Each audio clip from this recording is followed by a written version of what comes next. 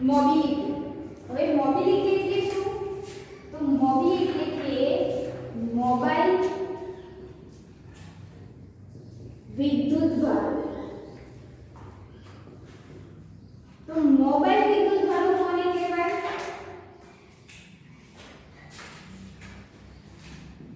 ગતિશીલ વિદ્યુત ભાર, એને કહેવાય મોબાઈલ વિદ્યુત ભાર. ગતિશીલ વિદ્યુત ભાર એટલે કે જે વિદ્યુત ભારો ની ગતિને કારણે વિદ્યુત પ્રવાહ નું નિર્માણ થતું હોય તેને મોબાઈલ અથવા તો ગતિશીલ વિદ્યુત ભારો કહે છે. મોબાઈલ વિદ્યુત ભારો એટલે કે જે વિદ્યુત ભારોની ગતિના કારણે વિદ્યુત પ્રવાહનું નિર્માણ થતું હોય તો તે વિદ્યુત ભારોને મોબાઈલ અથવા તો ગતિશીલ વિદ્યુત ભારો કહેવાય. આપણને ખબર છે કે ધાતુઓની અંદર વિદ્યુત પ્રવાહનું નિર્માણ મુક્ત ઇલેક્ટ્રોનને કારણે થાય છે. એવી રીતે આયનીકૃત વાયુઓ, તો આયનીકૃત વાયુઓની અંદર વિદ્યુત પ્રવાહનું નિર્માણ ઇલેક્ટ્રોન અને ધન આયનોને કારણે થાય છે. અર્ધવાહકની વાત કરીએ તો અર્ધવાહકની અંદર વિદ્યુત પ્રવાહનું નિર્માણ મુક્ત ઇલેક્ટ્રોન્સ અને હોલ્સના કારણે થાય છે. વિદ્યુત વિભાજિત દ્રાવણ, વિદ્યુત વિભાજિત દ્રાવણની અંદર વિદ્યુત પ્રવાહનું નિર્માણ ધન આયનો અને ઋણ આયનોને કારણે થાય છે. તો આપણે એમ કહી શકાય કે ધાતુની અંદર વિદ્યુત પ્રવાહનું નિર્માણ મુક્ત ઇલેક્ટ્રોન્સને કારણે થાય છે. તો એમ કહી શકાય કે ધાતુની અંદર મોબાઈલ વિદ્યુત ભારો તરીકે કોણ છે? મુક્ત ઇલેક્ટ્રોન્સ. એવી રીતે આયનીકૃત વાયુની આપણે જો વાત કરીએ તો આયનીકૃત વાયુની અંદર વિદ્યુત પ્રવાહનું નિર્માણ ઇલેક્ટ્રોન્સ અને ધન આયનોને કારણે થાય છે.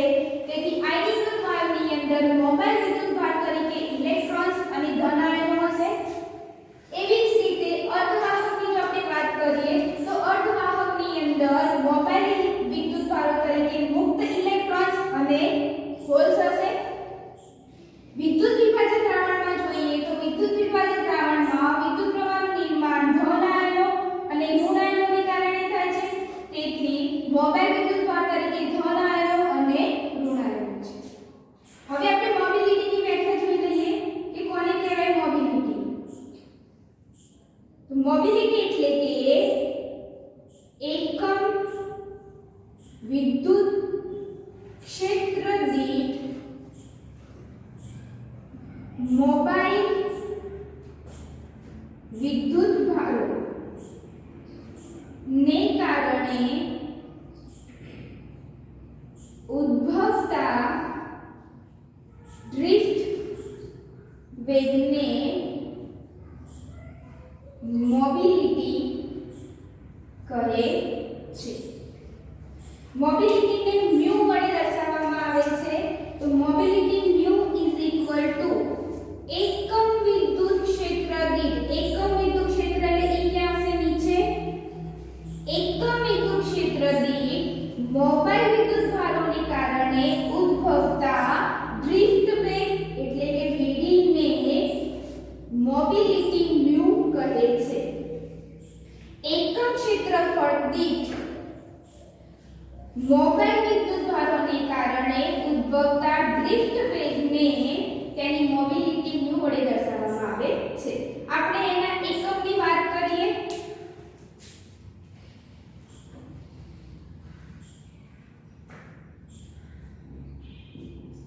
મોબિલિટીના એકમની વાત કરો તો અહીંયા શું છે? Vd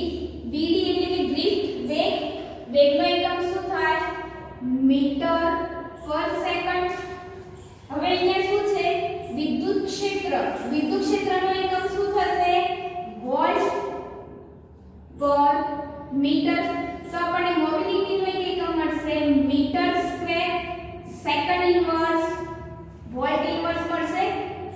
હવે જો એટલે આપણે પારિમાણિક સૂત્રની વાત કરીએ.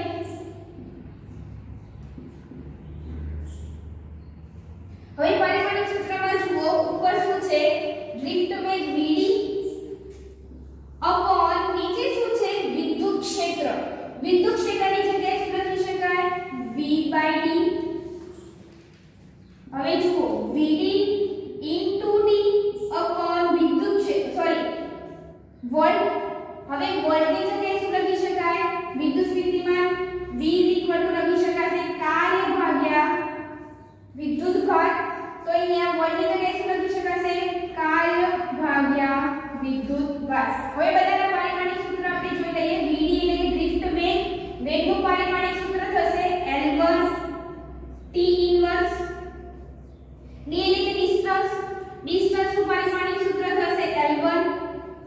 q એટલે કે વિદ્યુત ભાર, વિદ્યુત ભારનું પારિમાણિક સૂત્ર થશે T1 A1 ભાગ્યા w એટલે કે કાર્ય, કાર્યનું પારિમાણિક સૂત્ર થશે m1 L2 T - 2.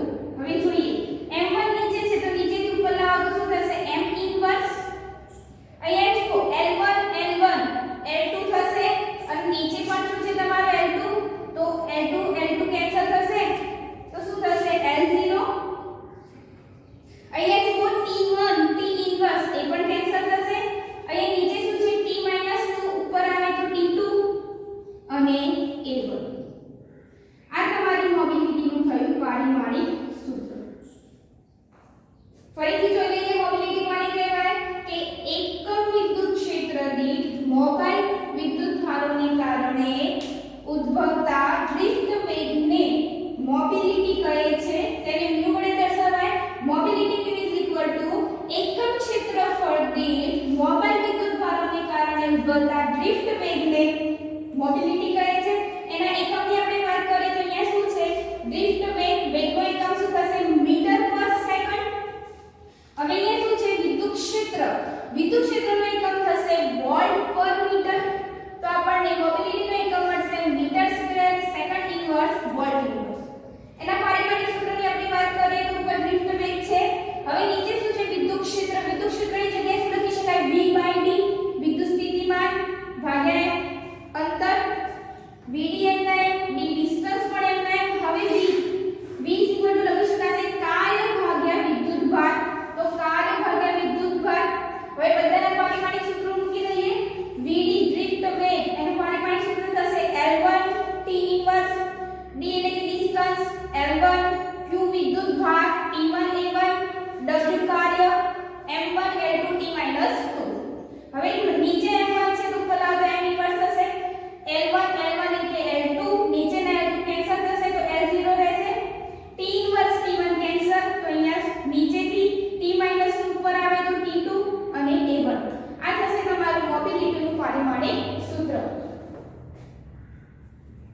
હવે આપણે આને આગળનો ક્વેશ્ચન જોઈ લઈએ કે મોબિલિટી અને રિલેક્સેશન સમય વચ્ચેનો સંબંધ દર્શાવો.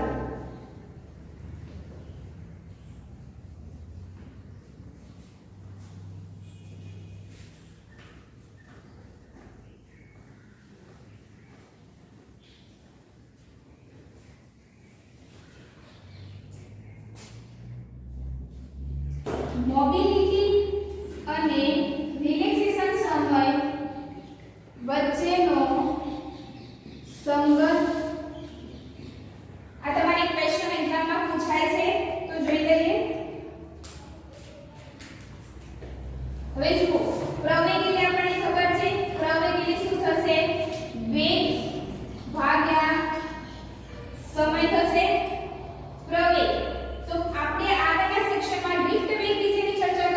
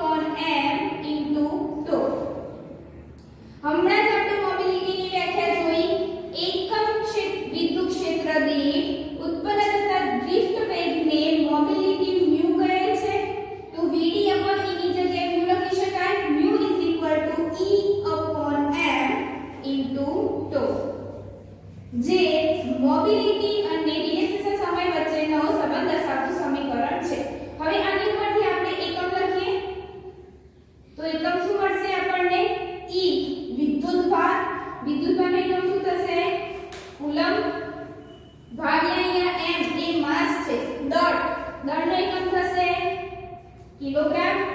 તો રિલેક્સેશન સમયનો એકમ થશે સેકન્ડ. જો આના પરથી આપણે પારિમાણિક સૂત્ર મેળવવું હોય તો જોઈ લઈએ આપણે પારિમાણિક સૂત્ર. અહીંયા શું છે તમારું વિદ્યુતભારનું પારિમાણિક સૂત્ર થશે A1T1. રિલેક્સેશન સમયનું પારિમાણિક સૂત્ર થશે T1. નીચે શું છે m માસનું પારિમાણિક સૂત્ર થશે m1. તો આપણે એનું પારિમાણિક સૂત્ર મળશે અહીંયા m1 થી નીચેથી ઉપર આવે તો m ઇન્વર્સ. અહીંયા l તો છે જ નહીં તો l તમારો થશે 0. T1 T1 T2 A1. તો મોબિલિટીનું પારિમાણિક સૂત્ર મળશે m inverse L0 T2 A1. એવી રીતે તમારો બીજો પણ ક્વેશ્ચન પૂછાય છે.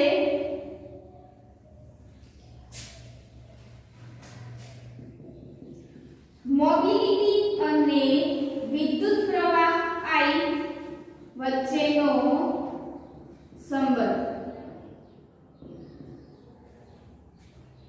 તો આપણને ખબર છે કે વિદ્યુત પ્રવાહ ઘનતા J NE × VD થશે.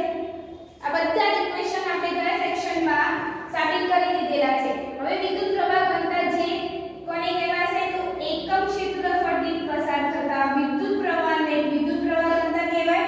તો જેની જગ્યાએ લખી શકાશે I/A N × E × VD. તો I એટલે આ A અહીંયા થશે NEA × VD. હવે જુઓ આપણે હમણાં જોયા હતા μ થશે એકમ વિદ્યુત ક્ષેત્રફળ દીઠ લાગુ પડતા ડ્રિફ્ટ વેગને જેની મોબિલિટી μ વડે દર્શાવાય. હવે અહીંયાથી જો તમે VD ને કરતા બનાવો તો VD થશે μ × E. આ કિંમત આપણે VD ની જગ્યાએ લખી દઈએ તો I મળશે NEA × VD ની જગ્યાએ લખો μ × E. અહીંયાથી તમે μ ને બનાવો કરતા તો μ થશે I/NEAE. જે આપણને મોબિલિટી μ અને વિદ્યુત પ્રવાહ I વચ્ચેનો સંબંધ દર્શાવતું સમીકરણ છે. હવે આમાં પણ આપણે જો એકમ વિશેની ચર્ચા કરીએ. આપણે એકમ જોઈ લઈએ. I એટલે કે એમ્પિયર વિદ્યુત પ્રવાહ. હવે અહીંયા જુઓ n છે. n એટલે કે એકમ કદ દીઠ મુક્ત ઇલેક્ટ્રોનની સંખ્યા. તો અહીંયા એકમ કદ દીઠ છે તો એકમ કદ દીઠ એટલે નીચે v આવશે અને મુક્ત ઇલેક્ટ્રોનની સંખ્યા. હવે અહીંયા સંખ્યા છે તો સંખ્યાનો તો કોઈ ક્રમ નથી પરંતુ અહીંયા નીચે v એટલે કે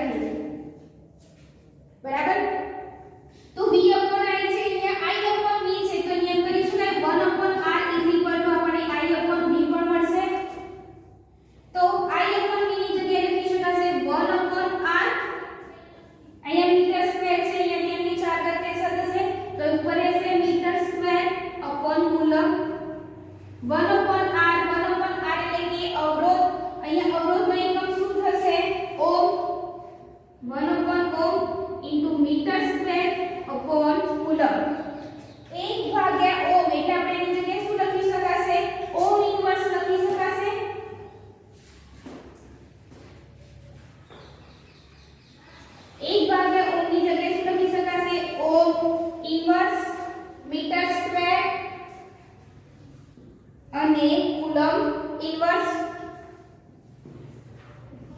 ઓમ ઇન્વર્સ એટલે શું લખી શકાશે mho metre square coulomb inverse. હવે એના પાછા પારિમાણિક સૂત્ર આપણે જોઈએ. એનું પારિમાણિક સૂત્ર અહીંયાથી જોઈએ. એનું પારિમાણિક સૂત્ર આ રીતે એમ્પિયર થશે એકમ એટલે E1 થશે ભાગ્યા. હવે એને જુઓ m આપણે હમણાં ચર્ચા કરી એકમ કદ દીઠ ઇલેક્ટ્રોનની સંખ્યા એકમ કદ દીઠ 1 ભાગ્યા L3 થશે. E એનો વિદ્યુતભારનું થશે A1T1. A એનું ક્ષેત્રફળ L2. E વિદ્યુત ક્ષેત્ર એટલે આપણે શું લખી શકાશે E V by D sorry હા V by D લખી શકાશે. તો અહીં આપણે લખી દઈએ V by D. તો અહીંયા ઉપર A1 એમને આ L3 નીચેથી ઉપર જશે તો L3 D ડિસ્ટન્સ નું પણ થશે L1 upon A1 T1 L2 V volt ની જગ્યાએ શું લખી શકાશે કાર્ય ભાગ્યા વિદ્યુતભાર. હવે કાર્ય ભાગ્યા વિદ્યુતભાર તો A1 એમને હાલ L3 એમના એમ L1 એમના એમ વિદ્યુતભાર એટલે શું લખી શકાશે A1 T1 ભાગ્યા A1 T1 L2 પાછા કાર્યનો પારિમાણિક સૂત્ર થશે M1 L2 T માઈનસ. હવે જો આપણે અહીંયા જે પણ કેન્સલ આઉટ થતા હોય આપણે કરી નાખીએ A1 T1 કેન્સલ.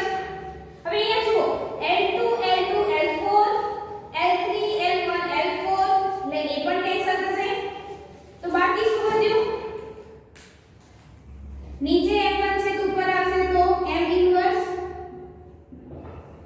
અહીંયાથી L તો વધ્યા જ નથી તો L0 T2 નીચેથી ઉપર આવે તો T2 સોરી અહીંયા T-2 હતા તો ઉપર આવશે તો T2 અને અહીંયા શું છે A1. તો આપણને એનું જ પાછું પારિમાણિક સૂત્ર મળી ગયું. બંને જો સેમ જ છે ને આગળ પણ આપણે કાઢ્યું તો એ પણ આપણું સેમ જ હતું M inverse L0 T2 A1. જ્યારે તમને મોબિલિટી અને રિલેક્સેશન સમય વચ્ચેનો સંબંધ શોધવાનો કહે તો અહીંયાથી સ્ટાર્ટ કરો. પ્રવેગ વેગ અપોન સમય. પ્રવેગની જગ્યાએ E અપોન m. વેગ એટલે ડ્રિફ્ટ વેગ, સમય એટલે રિલેક્સેશન સમય. અહીંયાથી ડ્રિફ્ટ વેગની કરતા બનાવો તો મળશે તમને E અપોન m * τ. અહીંયાથી E ને નીચે લાવો તો Vd અપોન E થશે E upon m * τ. Vd upon E એટલે કે એકમ ક્ષેત્રફળ દીઠ ઉત્પન્ન થતા ડ્રિફ્ટ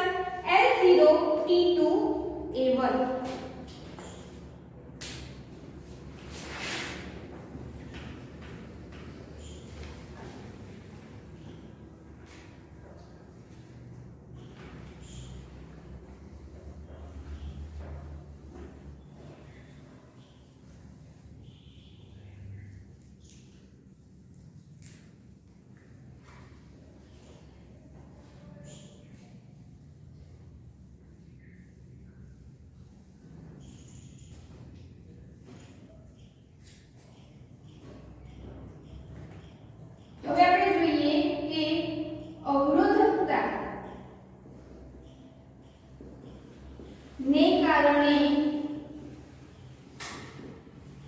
દ્રવ્યનું વર્ગીકરણ અવરોધકતાને કારણે દ્રવ્યનું વર્ગીકરણ એમાં પહેલો આપણે જોઈએ વાહક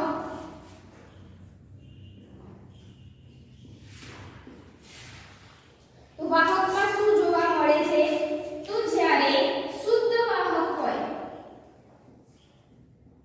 શુદ્ધ વાહક એટલે કે એની અંદરથી વિદ્યુત પ્રવાહ ઇન્ફાઇનિટી સુધીનો વહેતો હશે હવે વિદ્યુત પ્રવાહ મળે છે તો એનો મીનિંગ શું એની અંદર એની તો અવરોધ કઈ જ નડતું નહીં હોય તો જ એનો પ્રવાહ ઇન્ફાઇનિટી સુધી જશે તો શુદ્ધ વાહક હશે તો એ દરમિયાન I ઇન્ફાઇનિટી હશે અને R શું હશે 0 જો આપણે ધાતુની વાત કરીએ તો ધાતુ પદાર્થમાં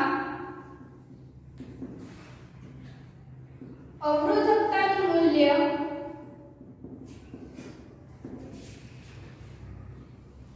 10⁻⁸ ઓહ્મ ઇન્ટુ મીટર થી 10⁻⁶ ઓહ્મ ઇન્ટુ મીટરના ક્રમમાં હોય છે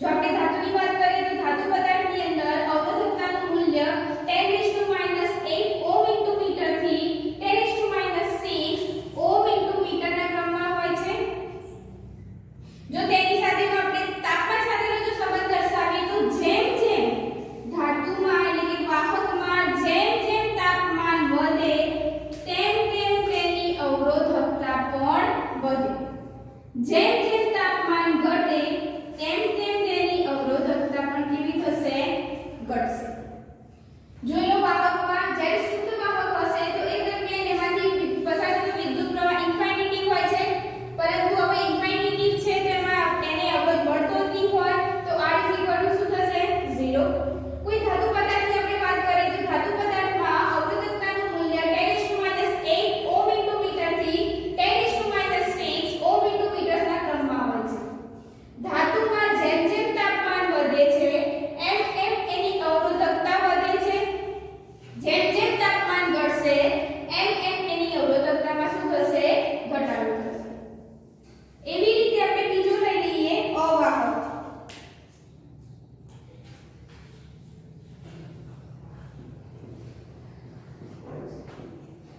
અવાહકમાં શું થશે તો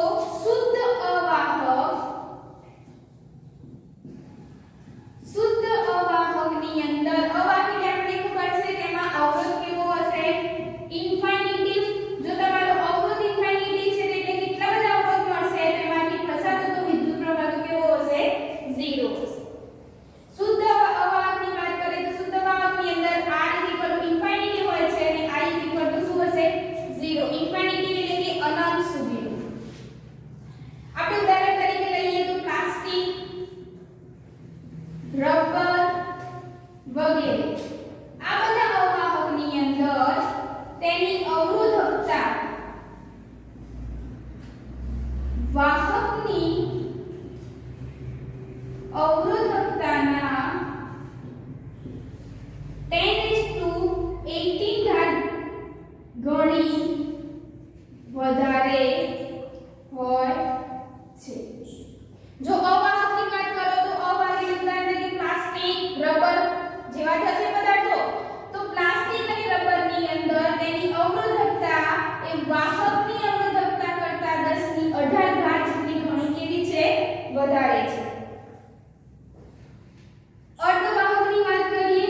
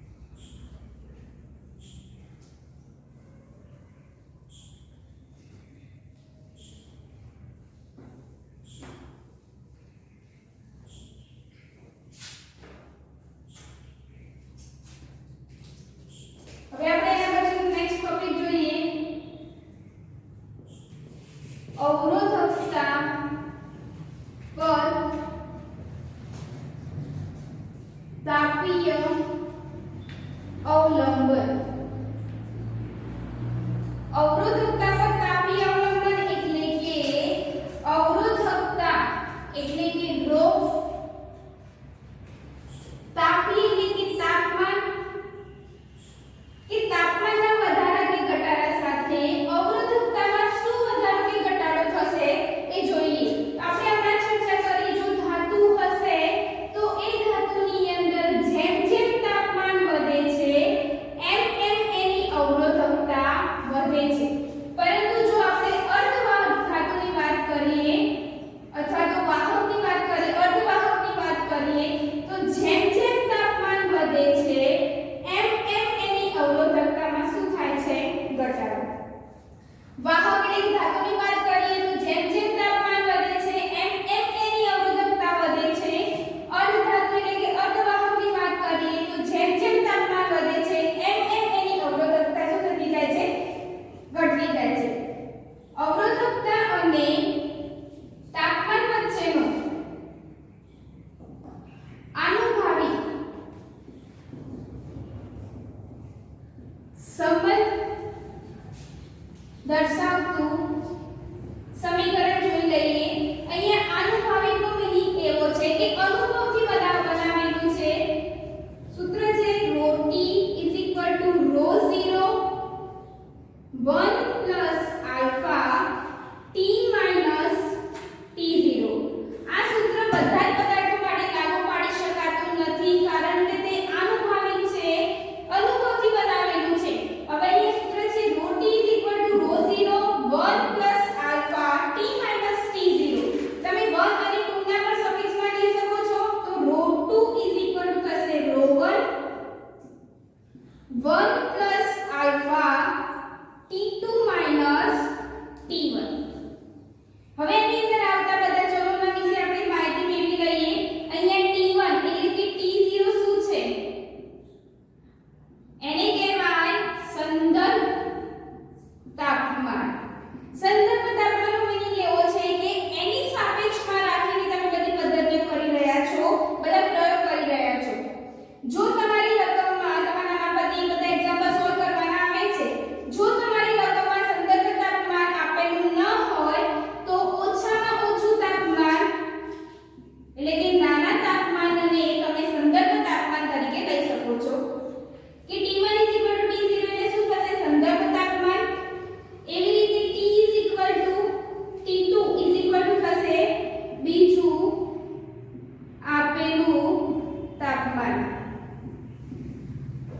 એવી રીતે ρ0 અથવા તો કહી દઈએ ρ1 એટલે થશે કે સંદર્ભ તાપમાને અવરોધકતા. એવી રીતે ρT ની વાત કરીએ, ρT = ρ2 T તાપમાને અવરોધકતા. હવે બાકી રહ્યા આલ્ફા. તો આલ્ફાને કહેવાય અવરોધકતાના તાપીય ગુણાંક. અવરોધકતાનો તાપીય ગુણાંક જોઈ લઈએ. ρ અને t વચ્ચેનું આનુભાવિક સંબંધ દર્શાવતું સમીકરણ ρT = ρ0 1 + આલ્ફા t - t0. તો અહીંયા તમારા t0 શું છે? તો t0 એટલે કે સંદર્ભ તાપમાન, t એટલે કે બીજું આપેલું તાપમાન, ρ0 એટલે કે t0 એટલે કે સંદર્ભ તાપમાનની અવરોધકતા, ρT એટલે કે t તાપમાને તેની અવરોધકતા. અહીંયા આલ્ફા તો આલ્ફા શું છે? તો અવરોધકતાનો તાપીય ગુણાંક. અહીંયા આલ્ફા ઉપરથી આપણે એનો એકમ જાણીએ. તો અહીંયા સમજો. હવે તમે 11મા ધોરણમાં ભણી ગયેલા છો કે જો બંનેના એકમો સમાન હશે તો જ એનો સરવાળો કે બાદબાકી થઈ શકે. જો તેના એકમો સરખા હોય તો જ એનો સરવાળો કે બાદબાકી થઈ શકે. તો અહીંયા જો 1 + આલ્ફા t - t0 છે. અહીંયા 1 એટલે શું થશે? કોન્સ્ટન્ટ એટલે કે અચળાંક છે. અચળાંકનો તો એકમ હોય જ નહીં, એકમ રહી. એનું પારિમાણિક સૂત્ર શું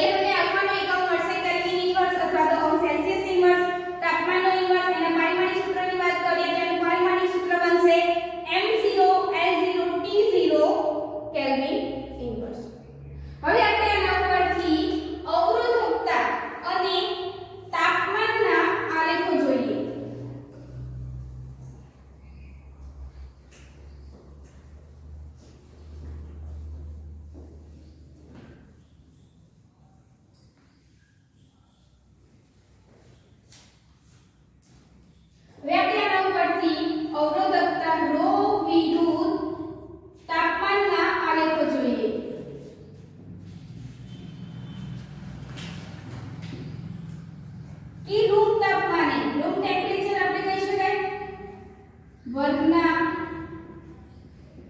તાપમાને એટલે કે રૂમ તાપમાને તમને રો વિરુદ્ધ ટી નો આલેખ કેવો મળશે?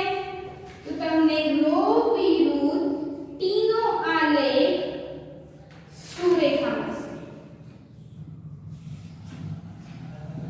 ક્યારે? કે જ્યારે રૂમ ટેમ્પરેચરની તમે વાત કરતા હોય તો રૂમ ટેમ્પરેચરે રો વિરુદ્ધ ટી નો આલેખ તમને કેવો મળશે? સુરેખા મળશે. પરંતુ આપણે રૂમ ટેમ્પરેચર કરતા તાપમાનમાં વધારો કરાવીએ છીએ તો એ દરમિયાન રો વિરુદ્ધ ટી નો આલેખ આપણને સુરેખા મળતો નથી. આપણે જો ધાતુની વાત કરીએ, ધાતુ માટેની જો આપણે વાત કરીએ તો ધાતુ માટે આપણે જોયું જેમ જેમ તાપમાન વધે તેમ તેમ તેની અવરોધકતા વધે છે. તો ધાતુ માટે જો રો વિરુદ્ધ ટી નો ગ્રાફ દોરવામાં આવે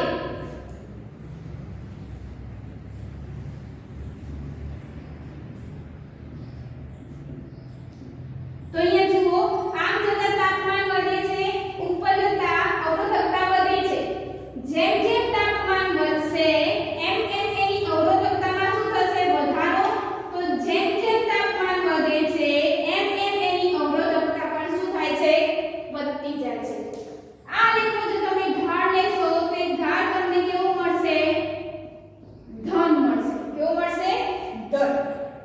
જો આપણે અર્ધવાહકની વાત કરીએ અથવા અર્ધધાતુની વાત કરીએ તો આપણે અહીંયા જોયું જેમ જેમ તાપમાન વધે છે એમ એમ એની અવરોધકતામાં શું થાય છે? ઘટાડો. એના માટે રો વિરુદ્ધ ટી નો જો આપણે ગ્રાફ દોરીએ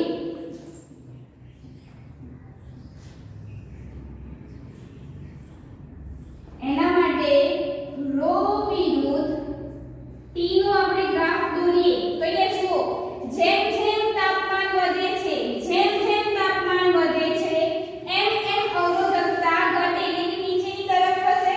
તો જેમ જેમ તાપમાન વધશે એમ એમ એની અવરોધકતા શું થશે? ઘટશે. તો આ દરમિયાન આ આલેખનો ઢાળ આપણને મળશે ઋણ. ધાતુમાં જુઓ તો ધાતુમાં શું છે? જેમ જેમ તાપમાન વધે છે એમ એમ એની અવરોધકતા વધે છે. તો જેમ જેમ તાપમાન વધશે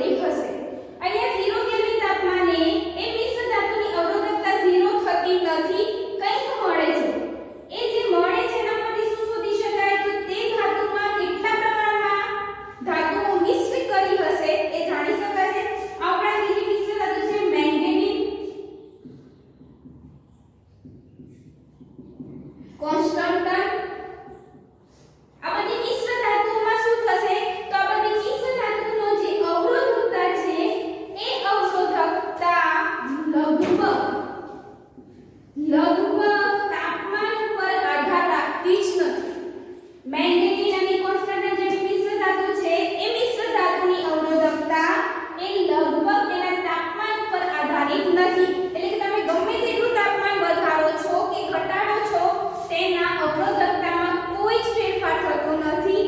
એટલા માટે જ આ મિશ્ર ધાતુનો ઉપયોગ બાઉન્ડેડ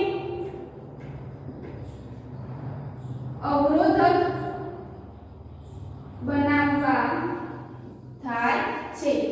આટલા માટે થઈ આ મિશ્ર ધાતુનો ઉપયોગ બાઉન્ડ અવરોધ બનાવવા માટે થાય છે.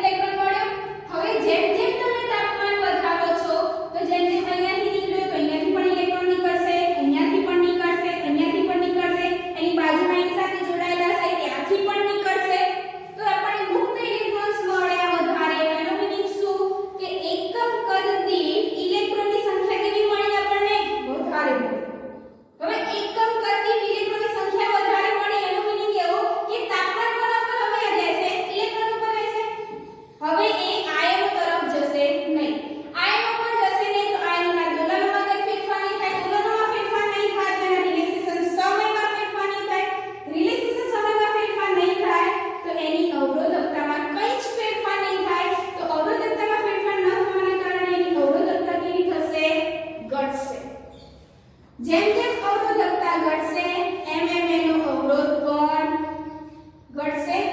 જેમ જેમ એનો અવરોધ ઘટશે તો એમાંથી પસાર થતો વિદ્યુત પ્રવાહ કેવો મળશે? વધુ મળશે. તો એ જુઓ, ધાતુમાં જેમ જેમ તાપમાન વધે છે એમ એમ એમાંથી પસાર થતો વિદ્યુત પ્રવાહ ઘટે છે. અર્ધધાતુમાં જુઓ, જેમ જેમ તાપમાન વધે છે એમ એમ એમાંથી પસાર થતો વિદ્યુત પ્રવાહ કેવો મળશે? તમને વધારે મળશે. એના જ કારણે